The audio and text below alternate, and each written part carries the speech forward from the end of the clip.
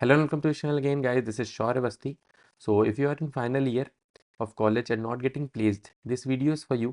इस वीडियो में हम बात करने वाले हैं कुछ ऐसे फैक्टर्स और ऐसी मिस्टेक्स के बारे में जो कि फाइनल ईयर में आपको नहीं करनी है, और साथ ही साथ मैं शेयर करने वाला हूँ अपना फाइनल ईयर एक्सपीरियंस। ऑल्सो इस वीडियो में हम कवर करने वाले हैं how to prepare for placements, what are the key factors that affects on campus placements. So do watch this video till the end. So अगर हम बात करें कॉलेज प्लेसमेंट्स की, तो आपने भी सुना होगा या कभी न कभी बोला होगा कि उसका लक अच्छा था तो उसका हो गया, या मेरा आज का दिन खराब था, एंड सो बहुत कुछ। ठीक है, तो अगर इन सब चीज़ों को कंसिडर करते हुए हम बात करें कॉलेज प्लेसमेंट्स की, तो कॉलेज प्लेसमेंट डिपेंड करता है हमारा दो फैक्टर्स के ऊपर। ठीक है, आप यहाँ पे देख सकते हैं। ठीक है, बट यहाँ पे हमारा कंट्रोल सिर्फ प्रिपरेशन के ऊपर है। ठीक है, तो हम उसी पे फोकस करने वाले हैं। सो सबसे पहले हम बात करने वाले हैं कुछ कॉमन मिस्टेक्स के बारे में। ठीक है, जो कि काफ़ी लोग करते हैं, इवन इनमें से कई मिस्टेक्स मैंने भी की अपने फाइनल ईयर में। ठीक है, सो कुछ कॉमन मिस्टेक्स यहाँ पे अगर हम पहली मिस्टेक की बात करें तो वो है कि आप प्रिपरेशन ही लेट स्टार्ट करते हैं।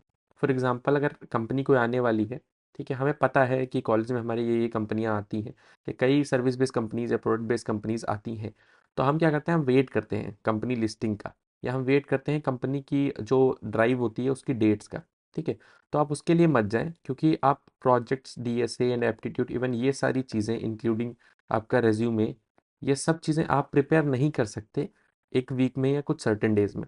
तो उसके लिए आपको प्रिपरेशन अपनी चालू रखनी है। ठीक है, वो आपको पहले से ही कंटिन्यू रखनी है, like even from third year और फोर्थ ईयर स्टार्टिंग आपको वो चीज़ कंटिन्यू रखनी है। यानी आपको प्रिपरेशन अपनी स्टार्ट रखनी है, कंपनीज का वेट नहीं करना है, क्योंकि कंपनी आएंगी फिर आपको बाद में रिग्रेट होगा कि मैंने प्रिपेयर नहीं किया पहले से, या मुझे टाइम नहीं मिला प्रॉपर। तो ये एक बहुत कॉमन प्रॉब्लम है। ठीक है, और ये मिस्टेक मैंने भी कई बार की, कई कंपनीज में की। सो अगेन हम दूसरा चीज़ देखते हैं कि यूजिंग द सेम रिज्यूमे। आप सारी कंपनीज के लिए एक सेम रिज्यूमे करते हैं। फॉर एग्जांपल, बहुत लोग करते हैं कि यार हम यहाँ पे एक सेम रिज्यूमे बनाते हैं।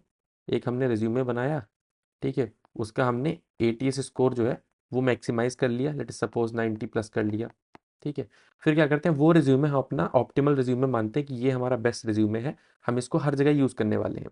बट यहाँ पे क्या होता है कि कंपनी की कुछ रिक्वायरमेंट्स दी होती हैं। ठीक है, कंपनी की में क्या रिस्पॉन्सिबिलिटीज़ है, क्या रोल है, उस रोल के अकॉर्डिंग, उन रिस्पॉन्सिबिलिटीज़ के अकॉर्डिंग आपको अपना रिज्यूमे चेंज करना होता है।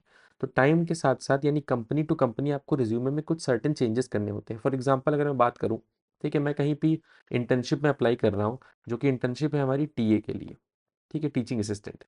तो इसमें मैं क्या करूँगा, इसमें मैं अपनी डीएसए, ये सीपी, ये सारी स्किल्स को हाईलाइट करूँगा, ना कि इसमें मैं अपने प्रोजेक्ट्स भरूँगा। ठीक है, तो यहाँ पे हमें ये चीज़ ध्यान देने वाली है कि हम किस कंपनी के लिए अप्लाई कर रहे हैं, कंपनी में रिक्वायरमेंट्स क्या है, या हमारा जॉब रोल क्या है। ठीक है, आपने लिंक्डइन पे देखा होगा कई बार कि हमें जब नोटिफिकेशन आता है कोई जॉब का, तो वहाँ पे लिखा होता है कि 7 स्किल्स आउट ऑफ 10 मैच्ड। तो वो चीज़ हमें रिज्यूमे के साथ भी करनी है ना, अपने रिज्यूमे में उन स्किल्स को हाईलाइट करना है जो कंपनी डिमांड कर रही है। ठीक है, तो ये एक चीज़ हो गया, आप ध्यान में रखें। मैं ये नहीं बोलता हूँ कि कंप्लीट रिज्यूमे आपको चेंज करना पड़ेगा, बट हाँ, कुछ कुछ चेंजेस होते हैं जो आपको रिज्यूमे में करने पड़ेंगे। ठीक है, देखते हैं यहाँ पे। फिर आता है हमारा फोकसिंग ओनली ऑन कोडिंग। ठीक है, कि हम टेक्निकल पार्ट और कोडिंग पे ही फोकस करते हैं, और हमारे जो इनिशियल राउंड्स होते हैं, लेट अस सपोज हमारे एप्टीट्यूड राउंड होते हैं, हमारे रीजनिंग के राउंड्स होते हैं, उनके लिए हम प्रिपेयर्ड ही नहीं होते, तो हम पहुंच ही नहीं पाते हैं कोडिंग तक। ठीक है, या कह लो अगर हमने कोडिंग भी क्रैक कर लिया, तो हम इंटरव्यूज़ में बेकार हो जाता है हमारा, लाइक इंटरव्यूज़ में हमें प्रॉब्लम हो जाती है, या हम सफ़र करते हैं फिर एंड में। तो उसमें भी हमारी कई चीज़ें आती हैं, फॉर एग्जांपल हमारी स्पीकिंग स्किल्स हो गया, और भी कई चीज़ें। तो हमें सिर्फ कोडिंग पे नहीं फोकस करना है, हमें प्रॉपर एक शेड्यूल बनाना है अपना कि हाउ टू गेट प्लेस्ड, या हमें एक प्रॉपर डिवाइड करना है टाइम कि हम किसी भी कंपनी के लिए क्या क्या चीज़ें प्रिपेयर करने वाले हैं, डिफरेंट राउंड्स के लिए डिफरेंट डिफरेंट चीज़ें कैसे कैसे हम टाइम को डिवाइड करके प्रिपेयर करने वाले हैं। ठीक है, फिर अगर हम बात करें यहाँ पे कि no info about the company, यानी हम रिसर्च नहीं करते। ये प्रॉब्लम बहुत कॉमन है। लाइक कंपनीज आती हैं, तो जितना कॉलेज बताता है या कहीं ऑफ कैंपस आपने अप्लाई किया, तो जितना आप पढ़ते हैं आप उतना ही जानते हैं, आप कंपनी के बारे में रिसर्च नहीं करते। ठीक है, तो ये अगर आप कंपनी के बारे में रिसर्च करेंगे तो कुछ खास नहीं, but in most of the cases आपको इंटरव्यूज में भी हेल्प हो जाएगी। क्योंकि इंटरव्यूज में कई बार क्या होता है, जो इंटरव्यू ले रहा होता है या पैनल में अगर कोई है, तो वो कंपनी के बारे में आपसे क्वेश्चंस पूछ लेता है। ठीक है, तो ये भी एक हमारा इंपॉर्टेंट चीज़ है कि आपको कंपनी के बारे में रिसर्च करना चाहिए। ये एक अच्छा इम्पैक्ट डालता है अगर आप इंटरव्यू में कंपनी के बारे में भी बोलते हैं कि कंपनी में ये प्रोजेक्ट चल रहे हैं, या कंपनी की ये चीज़ें हैं, मैंने पढ़ी या मैंने स्टडी किया। तो सामने वाले को भी अच्छा लगता है कि हाँ, आप वेल रिसर्च्ड हैं, या आप रिसर्च करके आए हैं, आप वेल प्रिपेयर्ड हैं। ठीक है, फिर आता है हमारा नेग्लेक्टिंग द फंडामेंटल सब्जेक्ट्स। कई बार क्या होता है कि हम फंडामेंटल सब्जेक्ट्स को निगलेक्ट कर देते हैं। फॉर एग्जांपल ओएस हमारा हो गया, डीबीएमएस हो गया, सॉफ्ट इंजीनियरिंग हो गया। हम बात कर रहे हैं सीएसआईटी ब्रांच की, ठीक है। तो सीएसआईटी ब्रांचेस में जो फंडामेंटल सब्जेक्ट्स होते हैं हमारे, कई बार हम क्या करते हैं, हम उनको निगलेक्ट कर देते हैं, ठीक है। तो हमें ये नहीं करना है। हमें क्या करना है, हमें इन सब्जेक्ट्स पे भी फोकस करना है, ठीक है। तो आप क्या कर सकते हैं, आप शॉर्ट नोट्स बना सकते हैं इनके, या आप कोई भी यूट्यूब से वन शॉर्ट वीडियोस देख सकते हैं। इवन मैंने अपने व्हाट्सएप ग्रुप में, आप व्हाट्सएप ग्रुप का लिंक नीचे गिवन है, आप ज्वाइन कर सकते हैं। वहाँ पे मैंने कई सारी चीज़ें प्रोवाइड भी कर रखी हैं, like O S D B M S software engineering, इन सब के नोट्स भी प्रोवाइड कर रखे हैं। पूरी एक ड्राइव लिंक दी थी मैंने, ठीक है। ये आपको कहीं भी मिल सकती है, आप खुद के नोट्स बना सकते हैं। दूसरा है हमारा कंपेयरिंग विद अदर्स, ठीक है। कई केसेस में ऐसा होता है कि हमारे ग्रुप के कई लोगों का, या फॉर सपोज हमारे खुद के दोस्त का किसी अच्छी कंपनी में प्लेसमेंट हो जाता है, ठीक है। और आपको लगता है आप भी डिजर्विंग हैं, बट आपका नहीं हुआ। लाइक मैंने खुद कई फ्रेंड्स को देखा है जो जिनका वेल प्रिपेयर्ड थी चीज़ें, जो हर चीज़ में अच्छे थे, बट फिर भी कभी कभी उनका नहीं हुआ, ठीक है। या कई केसेस में उनका नहीं हुआ, या लेट प्लेसमेंट हुआ बहुत ज़्यादा। तो इसमें क्या है कि आपको नेगेटिव माइंडसेट बनने लगता है, आपका एक नेगेटिव माइंडसेट बनने लगता है। तो आप फिर क्या करते हैं, आप खुद को ही अंडर एस्टिमेट करने लगते हैं, आपको लगता है चीज़ें नहीं होंगी आपसे, ठीक है। इससे रिलेटेड एक पर्सनल एक्सपीरियंस है, वो भी मैं अभी वीडियो में शेयर करने वाला हूँ। तो आपको क्या करना है, आपको एक पॉजिटिव माइंडसेट रखना बहुत ज़रूरी है, ठीक है। एक पॉजिटिव माइंडसेट रहेगा तो एटलीस्ट आपको ये तो लगेगा कि हाँ मैं कर सकता हूँ। तो आप जब कंपनी में बैठेंगे तो इस माइंडसेट से बैठेंगे कि मुझे निकालना है, ठीक है। क्योंकि कई बार क्या होता है, बहुत सारे रिजेक्शंस के बाद आप बस बैठते हैं प्लेसमेंट पे, कई बार आपको ये लगने लगता है कि नहीं नहीं मेरा नहीं हो सकता, ठीक है। आप नेगेटिव चले जाते हैं थोड़ा सा। तो वो चीज़ें आपको ध्यान में रखनी है। और भी कई मिस्टेक्स हैं, कई छोटी छोटी सिली मिस्टेक्स हैं जो सब करते हैं। फॉर एग्जांपल कई दिन से कोडिंग ना करना, या आप सिर्फ रिवाइज कर रहे हैं चीज़ों को, कोडिंग की प्रैक्टिस आपने छोड़ दी है। तो ओए में क्या होता है, कुछ माइनर सी मिस्टेक्स हो जाती हैं जिसकी वजह से आपका क्लियर नहीं हो पाता है। तो उन सब चीज़ों को भी हम कवर कर सकते हैं। बट यहाँ पे मैंने कुछ लिस्ट आउट की हैं जो एक मेजर मिस्टेक्स हैं जो करते हैं, और उससे काफ़ी ज़्यादा इम्पैक्ट पड़ता है प्लेसमेंट्स पे, ठीक है। दूसरा अगर हम बात करें कि how to prepare for placement drives, ठीक है। यहाँ पे जैसे मैंने बात की थी कि not only on the coding या ओएस पे आप फोकस करें, आप और भी चीज़ों पे फोकस करें। तो ज़्यादातर कंपनियां जो आती हैं, या ज़्यादातर कंपनीज जो आती हैं कैंपस में, या कभी भी आपको कहीं से अपॉर्चुनिटी मिलेगी किसी ऑन कैंपस या ऑफ कैंपस ड्राइव में, तो क्या होता है कि मोस्टली ये पैटर्न फॉलो होता है कि यार एक हमारा एप्टी और रीजनिंग का पार्ट होता है, एक ओए होता है, और फिर फाइनली हमारा इंटरव्यू जो कि टेक्निकल नॉन टेक्निकल पूरा कवर करता है, ठीक है। तो अगर मैं एप्टीट्यूड की बात करें तो मैं अपने पुराने वीडियोस में भी डिस्कस कर चुका हूँ। मल्टीपल प्लेटफॉर्म्स हैं, मुझे खुद बताने की ज़रूरत नहीं है, बहुत सारे प्लेटफॉर्म्स हैं जहाँ पे आप जाके प्रैक्टिस कर सकते हैं। मैंने अपने टाइम पे कैरियर राइड नाम का एक यूट्यूब चैनल है, वहाँ से प्रैक्टिस किया था। लाइक उसमें क्या है कि हर टॉपिक पे आपको एक वीडियो मिल जाएगा डेडिकेटेड, जिसमें कई सारे प्रीवियस ईयर क्वेश्चंस कवर्ड हैं, कई सारी सर्विस बेस्ड कंपनीज के। तो उसमें आपको क्या होगा कि आप प्रीवियस ईयर भी प्रिपेयर हो जाएगा, साथ भी साथ में आपका पैटर्न जो है सवालों का या क्वेश्चंस का, वो आपको दिमाग में बैठ जाएगा, ठीक है। आप खुद के शॉर्ट नोट्स बना सकते हैं जो लास्ट मोमेंट पे आपके काम आएंगे। साथ ही साथ में मेरे साथ कई कंपनी में, लाइक 2 कंपनीज में मेरे साथ ऐसा हुआ कि इंटरव्यू में इंटरव्यूअर ने एप्टीट्यूड का क्वेश्चन पूछ लिया या मैथ्स का क्वेश्चन पूछ लिया। 2 कंपनीज में मेरे साथ भी ऐसा हुआ है।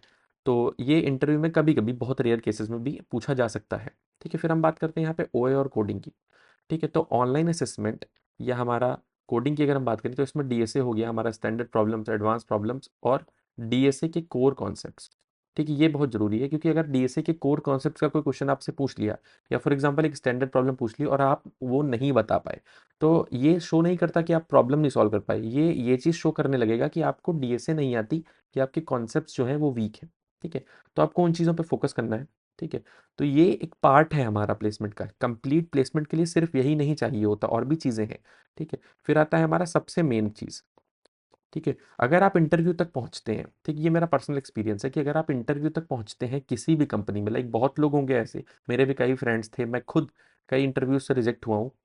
तो अगर आप इंटरव्यू में पहुंचते हैं तो आप ये समझ लीजिए कि इंटरव्यू जो है वो आपका डिसाइडिंग स्टेज है अब, क्योंकि पुरानी चीज़ें इतना कंसिडर नहीं की जाएंगी जितना इंटरव्यू में आपका बोलने का तरीका, स्पीकिंग स्किल्स, या आपका जो एक इमेज क्रिएट होगा, वो बहुत अफेक्ट करेगा आपके सिलेक्शन पे, ठीक है। तो अगर हम इंटरव्यू की बात करें तो रिज्यूमे जो सबसे मेन चीज़ है, कि कई सारे इंटरव्यूज़ में क्या होता है, डायरेक्ट रिज्यूमे से ही क्वेश्चंस पूछे जाते हैं, या रिज्यूमे का पार्ट ही डिस्कस किया जाता है। रिज्यूमे में जो आपका टेक स्टैक मेंशन्ड है या जो आपका प्रोजेक्ट मेंशन्ड है, उन्हीं सब के बारे में बातें होती हैं, ठीक है। तो अगर मैं बात करूँ यहाँ पे रिज्यूमे की, तो आपको सबसे अच्छे से रिज्यूमे को प्रिपेयर करना है, ठीक है। रिज्यूमे प्रिपेयर करने से क्या मतलब है यहाँ पे कि रिज्यूमे में लेटर सपोज हमारे पास 3 प्रोजेक्ट्स हैं, तो आपको इन तीनों प्रोजेक्ट की अच्छे से पिचिंग आनी चाहिए। ठीक है, पिचिंग मतलब क्या हुआ यहाँ पे कि अगर वो प्रोजेक्ट लेटर सपोज एक प्रोडक्ट आप सेल कर रहे हैं, तो आपको बताना है कि क्या हमारा प्रॉब्लम स्टेटमेंट था, कैसे मैंने ये प्रोजेक्ट बनाया, लाइक क्या प्रॉब्लम्स मैंने फेस करी, वो सब चीज़ें आपसे पूछी भी जा सकती हैं और आपको प्रिपेयर होनी चाहिए। ठीक है, उससे लगेगा कि हाँ भाई आप ही का प्रोजेक्ट है, ये नहीं लगेगा कि आपने कहीं से उठा लिया या गिटहब से उठा लिया या यूट्यूब से कहीं से देख देख के बना लिया। दूसरा है हमारा स्पीकिंग स्किल्स। सबसे ज़्यादा इंपॉर्टेंट चीज़ है यहाँ पे स्पीकिंग स्किल्स, कि आप कैसे बोलते हैं। इवन इफ आप अपने प्रोजेक्ट्स के बारे में ही बता रहे हैं या कोई आंसर कर रहे हैं, तो आपका बोलने का तरीका है, आपकी इंग्लिश, या आप कैसे बोलते हैं। लेटर सपोज बहुत लोग जल्दी जल्दी बोलने के चक्कर में फंबल कर जाते हैं, जैसे मैं भी करता था कि इनिशियली जब मैं इंटरव्यूज में बैठता था तो इंग्लिश बोलने में प्रॉब्लम ये होता था कि मैं इंग्लिश बोलता था बट टाइम नहीं लेता था, लाइक बहुत फास्ट बोलने की कोशिश में क्या होता था, कई बार ब्रेक्स आ जाते थे उसमें, या हिंदी के वर्ड्स यूज हो गए बहुत फ्रीक्वेंटली। ठीक है, तो उसमें क्या करना है आपको कि आप थोड़ा टाइम लीजिए, क्वेश्चन सुनिए, प्रॉपर टाइम लीजिए, प्रोसेस कीजिए सवाल को और फिर आंसर करिए उसको एक बेटर वे में। ठीक है, ना कि आप सुने नहीं और बोलना शुरू कर दिया आपने। तो स्पीकिंग स्किल्स बहुत मैटर करती हैं, आप इसको प्रैक्टिस कर सकते हैं अपने दोस्तों का इंटरव्यू लेके, या आपस में एक दूसरे का इंटरव्यू लेके आप प्रैक्टिस कर सकते हैं ये चीज़ें। ठीक है, फिर आता है हमारा प्रोजेक्ट। इंटरव्यूज़ में प्रोजेक्ट्स के बारे में बात होती है। ठीक है, इवन जब आप इंटर्नशिप्स के लिए भी देखते हैं तो प्रोजेक्ट्स की बहुत बात होती है यहाँ पे। प्रोजेक्ट्स हो गया हमारा, और उसी में जो आपने टेक स्टैक यूज़ किए हैं, ठीक है, प्रोजेक्ट के टेक स्टैक्स, इन पे भी हमारी इंटरव्यू में बहुत बात होती है, तो इन पे भी आपको प्रिपेयर करना है। तो मेजरली अगर मैं यहाँ पे बात करूँ, तो अगर आप अपना रिज्यूमे अच्छे से प्रिपेयर करते हैं और साथ में स्पीकिंग स्किल्स आपकी बेटर है, इंट्रोडक्शन आपने एक बेटर प्रिपेयर कर लिया है, तो 75% आपने यहाँ पे अपना इंटरव्यू क्रैक कर दिया। ठीक है, अब तो बस ये चीज़ें हैं कि कोई ऐसा क्वेश्चन जो आप आंसर ना कर पाएँ। ठीक है, बस वो चीज़ें डिसाइडिंग फैक्टर भले हो जाए, हालांकि होती नहीं है मोस्ट ऑफ द केसेस में। ठीक है, फिर आता है हमारा एचआर क्वेश्चंस और टेक्निकल क्वेश्चंस। टेक्निकल क्वेश्चंस कई बार या तो आपके रिज्यूमे से, ठीक है, या तो आपके कोर्स वर्क, यानी जो भी आप डिग्री में पढ़ाई किए, लाइक बीटेक आपने सीएससी में कंप्लीट किया अगर, या आईटी में, तो आपके फंडामेंटल्स जो थे, लाइक ओएस हो गया, डीबीएमएस हो गया, ऊप्स हो गया, इन सब के क्वेश्चंस आ सकते हैं। ठीक है, फिर एचआर क्वेश्चंस हमारे, आप कहीं से भी प्रिपेयर कर सकते हैं। ठीक है, मैं सजेस्ट करूंगा कि आप एक बैंक बनाएं। ठीक है, आप एक क्वेश्चन बैंक बनाएं खुद से, एचआर क्वेश्चंस का, गूगल से या कहीं से भी जाके इंटरव्यू बिट पे या कहीं पे पढ़े होंगे, आपको मिल जाएंगे। वहां से आप अपना क्वेश्चन बैंक बनाएं, उनको क्वेश्चंस को अच्छे से प्रिपेयर करें, उनके आंसर्स आपको अच्छे से प्रिपेयर होने चाहिए। ऐसे भी नहीं कि रटे रटे आंसर्स होने चाहिए, बट आपको पता होना चाहिए कि मुझे आंसर क्या चीज़ें करनी है, एक बेटर वे में आंसर कैसे करना है। ठीक है, तो ये एक बेटर टेक्निक होगी, अगर आप कुछ क्वेश्चंस को शॉर्टलिस्ट करें, तो एक वर्ड फाइल बना लें या आप नोट डाउन कर लें उनको, और उन क्वेश्चंस को प्रिपेयर करें। ठीक है, तो ये हमने बात कर ली कि इंटरव्यूज़ की, टेक्निकल नॉन टेक्निकल दोनों चीज़ें इसमें कवर हो गई। ठीक है, तो ये कुछ चीज़ें हैं कि अगर आप फॉलो करेंगे तो चांसेस हैं कि आप इंटरव्यू तक पहुँचें। ठीक है, इंटरव्यू फिर क्रैक भी करें अगर आप इसमें रिज्यूमे पे फोकस करेंगे, अपनी स्पीकिंग स्किल्स पे फोकस करेंगे। ठीक है, और मैंने कई वीडियोस में अपने ये डिस्कस किया है कि प्रोजेक्ट्स, अच्छे प्रोजेक्ट्स क्या होते हैं, या अच्छे प्रोजेक्ट्स होना ज़रूरी क्यों है।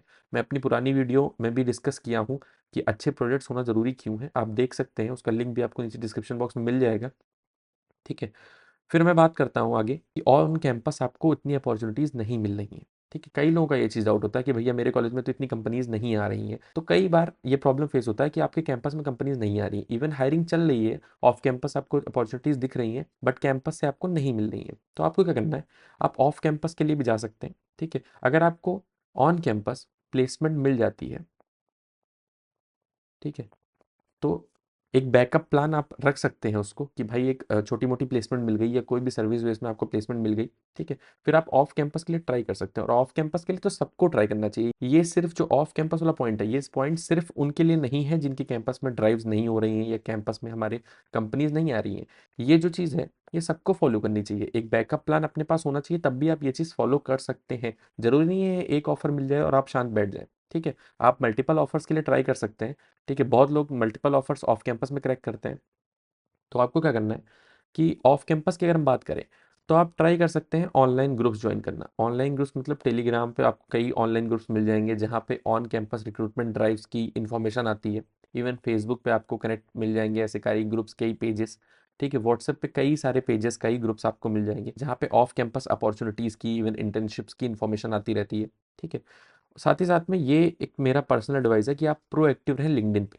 लिंक्डइन जॉब्स के थ्रू या लिंक्डइन पे कई अपॉर्चुनिटीज़ मिलती हैं। इवन अदर प्लेटफॉर्म्स की इन्फॉर्मेशन आपको लिंक्डइन पे मिल जाती है, ठीक है। ऑल्सो आप कई कंपनीज़ का चेक कर सकते हैं जॉब पोर्टल, उससे भी आपको हेल्प हो जाएगी, ठीक है।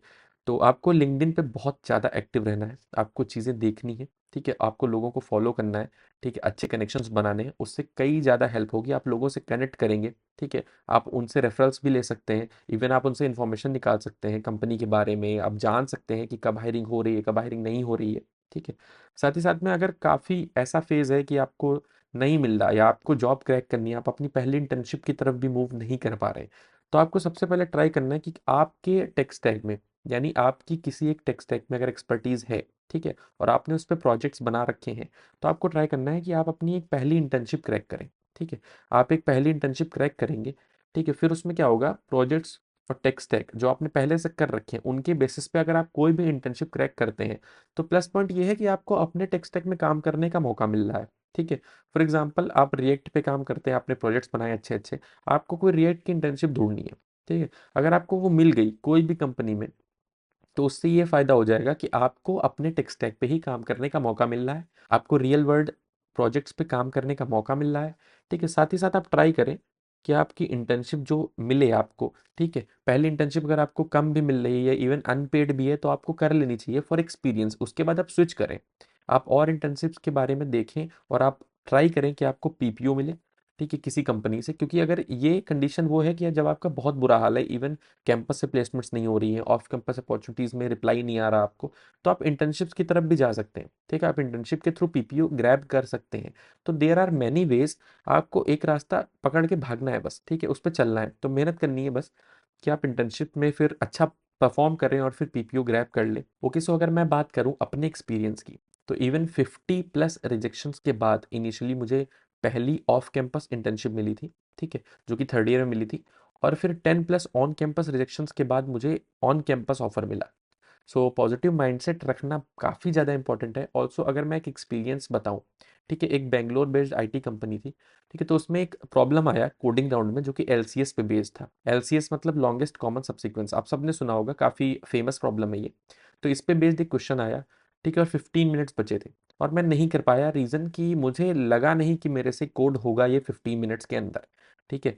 Cut to after 1 month Accenture आई, ठीक है, और सेम पैटर्न पे क्वेश्चन आया, लाइक एक्सेंचर कोडिंग राउंड में 2 क्वेश्चंस होते हैं, तो जो सेकंड क्वेश्चन था वो सेम पैटर्न पे क्वेश्चन आया और मैंने उसको विदिन 12 मिनट्स कोड किया, सबमिट किया, कंप्लीटली वो चीज़ सबमिट हुआ, इवन मैंने ऑप्टिमाइज कोड यानी डीपी इंप्लीमेंट करके भी उस कोड को सबमिट किया। So again I am saying positive mindset रखना बहुत ज़रूरी है, क्योंकि सोच सकते हैं आप खुद कि जो क्वेश्चन 15 मिनट्स में मेरे से नहीं हुआ या मैं कर ही नहीं पाया, क्योंकि मेरा दिमाग ही निगेटिव हो रखा था उस टाइम पे, मुझे लग ही नहीं रहा था कि मैं कैपेबल हूँ कि इसको 15 मिनट्स के अंदर सॉल्व कर सकूँ या कोड कर सकूँ।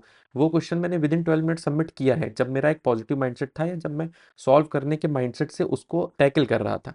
So that's all about this video. Thank you so much for watching this video. अगर वीडियो पसंद आया हो तो वीडियो को लाइक करिए, चैनल पर नए हैं तो चैनल को सब्सक्राइब करिए और ऐसे फर्दर वीडियोस देखने के लिए बेल आइकन को दबाइए। मिलते हैं अपने अगली वीडियो में, तब तक के लिए बाय।